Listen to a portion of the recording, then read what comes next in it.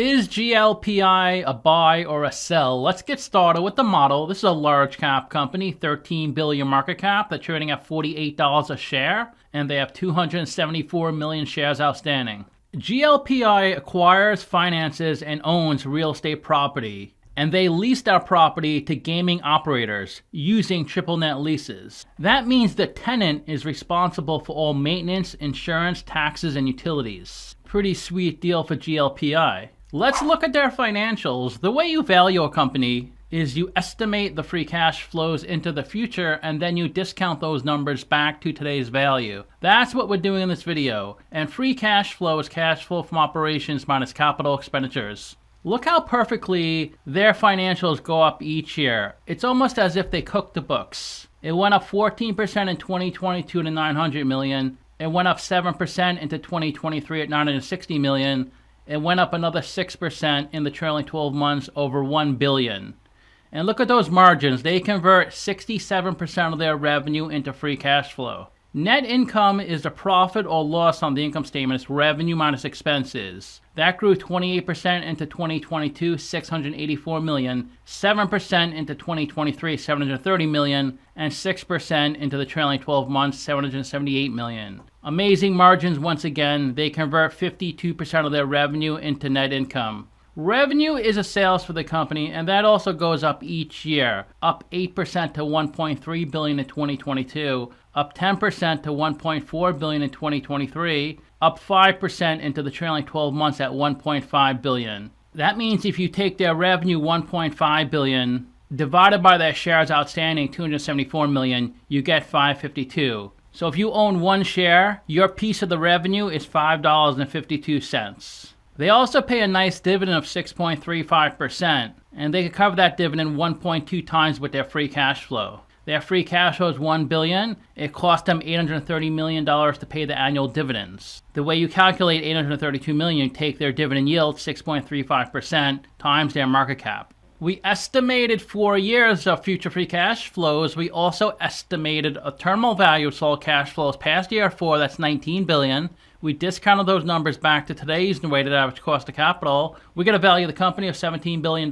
We divide that by 270 million shares. And we get a calculated stock price of $62. They're trading at $48, so they're trading at a 23% discount. It's a buy according to the model. Do you think it's a buy or sell? Let me know in the comments. There are 18 companies in the REIT specialty industry. And if GLPI has a number in red, they're worse than the median. If they have a number in blue, they're better. They spend a little more than the median in CapEx. They spend $269 million. These are the investments in property, plant, and equipment. When they acquire a property, that's a CapEx spend. They depreciate the value of that property over its useful life. Debt to equity ratio at 1.8. For every dollar of equity, $1.80 of debt. Look how leveraged American Tower is, at 12. Look at Global Self-Storage, they're at 0.3. That's the best debt to equity ratio on this list. REITs pay a nice dividend. They're at 6.4%. The average is 5.5%. Rayonier is number 1 at 12%. They generate a lot of free cash flow.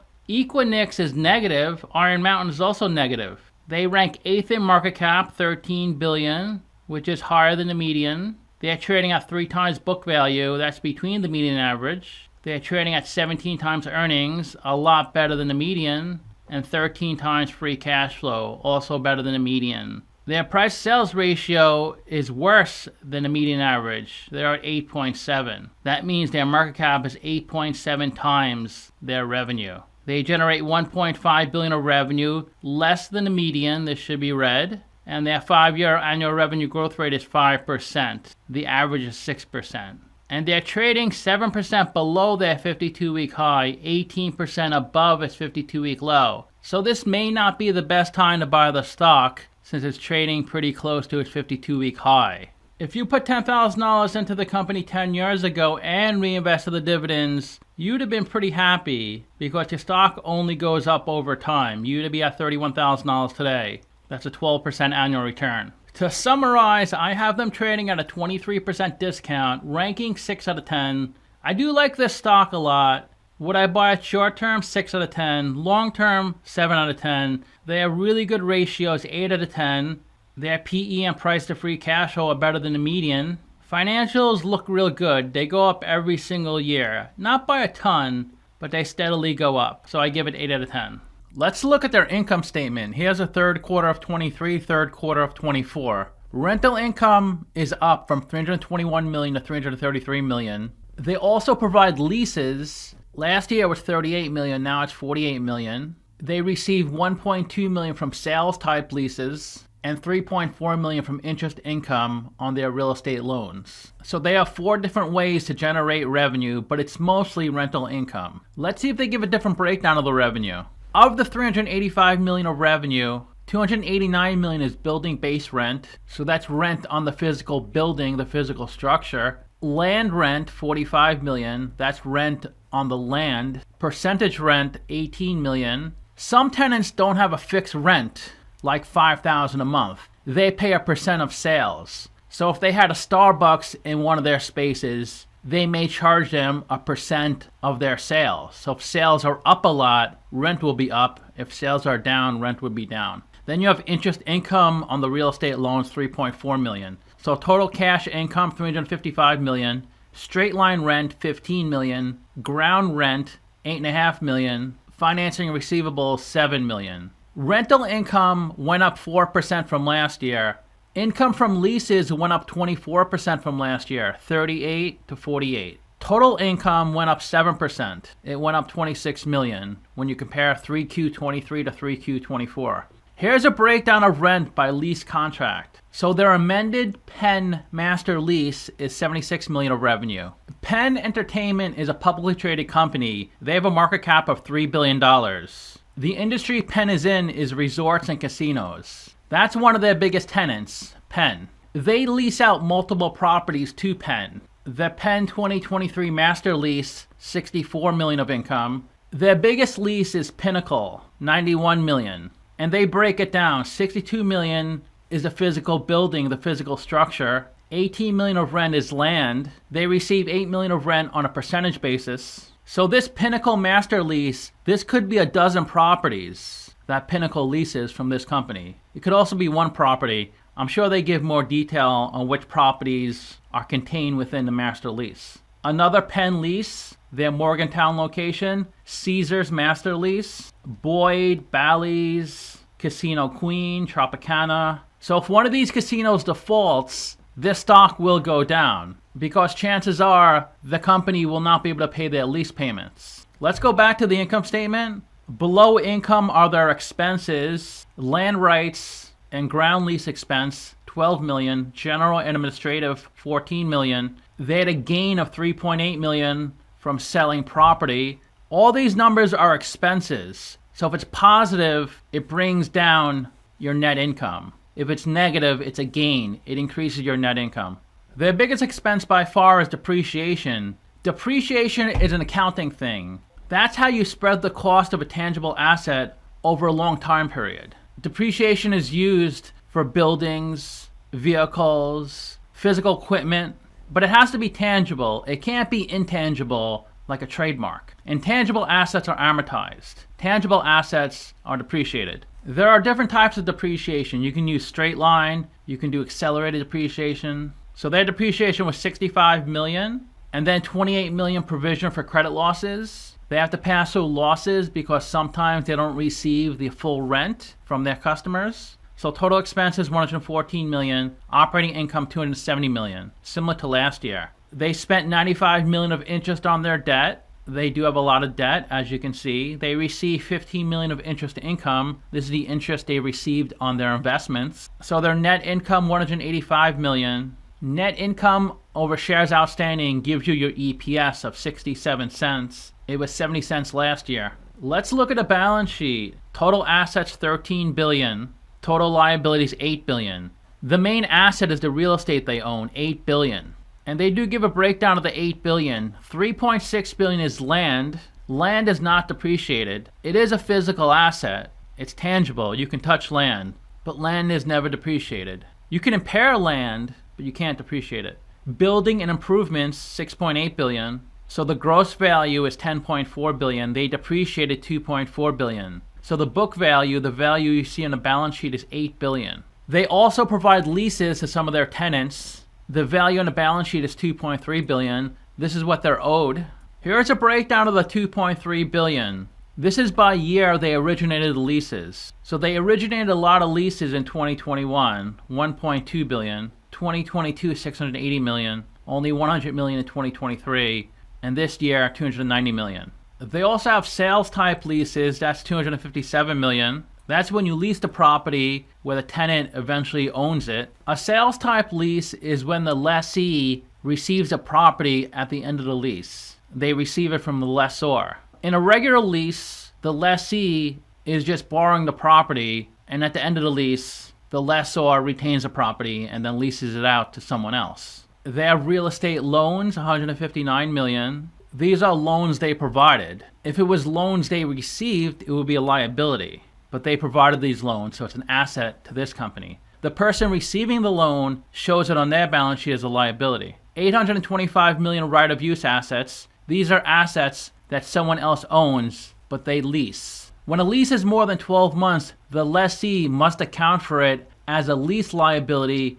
and an asset right-of-use on the balance sheet. They have $500 million of cash and $550 million of investments in different securities. Let's see if they say what the investments are. I can't find a breakdown, so let's just move on. Their big liability is long-term debt, $7.4 billion. They should give a breakdown of the long-term debt. Here's a breakdown of the $7.4 billion. $600 million is a term loan credit facility due in 2027. $850 million is due next year, or this year, today's January 1st, at a 5.25% interest rate. And the rates are down here. The lowest is 3.25%, the highest is 6.75%. And this is how much they own on each note. They have $238 million of deferred rental revenue. This means they receive $238 million of cash. That's from their tenant. So to give you an example, say a tenant owes $1 million a month. So that's $12 million for the entire year. So the tenant pays $12 million on January 1st. This company cannot book the income until the tenant uses the property. So each month the tenant uses the property, they would remove $1 million of deferred rental revenue from the balance sheet and book $1 million of rental revenue income onto the income statement. So each month this would go down $1 million, and by the end of the year that tenant would have used up all their deferred rental revenue, and then the cycle repeats. In 2026 they pay another $12 million, assuming rent didn't change. And this company carries $12 million on the balance sheet, and each month they book $1 million of income onto the income statement. Assets minus liabilities equals equity, $4.6 billion of equity. They raised $6.2 billion from selling their business, and they lost $2 billion from running their business. The reason a lot of REITs have accumulated deficit is because they pay so much in dividends. Accumulated deficit is a sum of all their prior net incomes minus the sum of the dividends they paid out. Let's look at a statement of cash flows. This is for the trailing 9 months. Operating cash flow is $780 million. That's how much cash they generate from running their day-to-day business. Last year, $746 million. Investing cash flow, $1.2 billion. $16 million of CapEx. They provided $203 million of leases. They acquired $237 million of real estate. They spent $49 million for the Tropicana Las Vegas lease. They originated $123 million of real estate loans. In their financing section, they paid $621 million of dividends, a little less than last year. They issued $148 million of common stock. They added $1.2 billion of debt. That's almost double last year. And they repaid $460 million of debt. So the cash at the end of the accounting period as of 9/30/2024 is $494.1 million. It started with $684 million. They used $189 million of cash to run their business. And at the end of the accounting period, it's $494.1 million. This number matches the balance sheet. So if you go look at the balance sheet, you'll see $494.1 million. That's the cash on the balance sheet.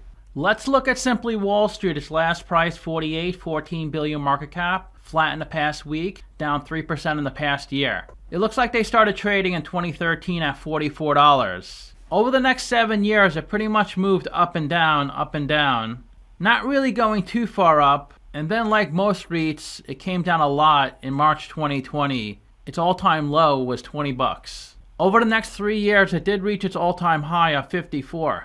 That was in February 2023. Then from February 2023 to current, it came down to the low 40s, then came back up to the 50s. So a couple months ago, it was trading above 50. Now it's back to below 50 in the mid to high 40s. Simply Wall Street is really bullish on this one. They're at 146. They say the stock is 67% undervalued. 23 analysts priced this stock at 56. They also say it's undervalued. The future free cash flow estimates look pretty bullish. 2025 is 1.1 billion, 2026 is 1.2 billion. Their revenue back in 2014 was 340 million. It only took 2 years to double. By September 2016, it was over 700 million, and it's up about 50% since then.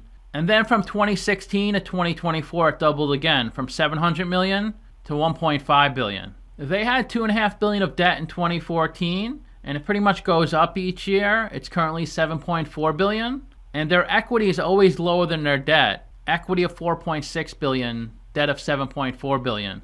And they only have 500 million of cash on their balance sheet, which is just enough to service the debt. The blue line on the top is their dividend yield, and it was 10% in March 2020 because the stock price came down. And the forecast for 2027 is 7.3%. So it looks like a great stock if you like a dividend. And these vertical lines on the bottom is their quarterly dividend payments. It was 54 cents in 2015. The highest ever was 97 cents in the first quarter of 2023. Currently, it's 76 cents. The CEO's salary is $1.8 million. Total compensation, $16 million. Tenure as CEO, 11 years. In the past year, 3 insider sells, 1 buy, all by the same person. Evan Erdang is a director of the company. 96% of the company is owned by institutions and 4% by insiders. The biggest shareholder is Vanguard at 14%, then BlackRock at 12%, the CEO at 4%, Dimensional Fund 1.5%, UBS is 1%, and to round out the list, Capital Research at 0.8%. Their employee count was 807 in 2014. Now it's 18. I wonder what happened to all the employees. And the ticker trades on the Nasdaq, Deutsche Börse, Mexican Bolsa, and Sao Paulo Bolsa. So if you want a copy of my discounted cash flow model, click on the video in the top right corner.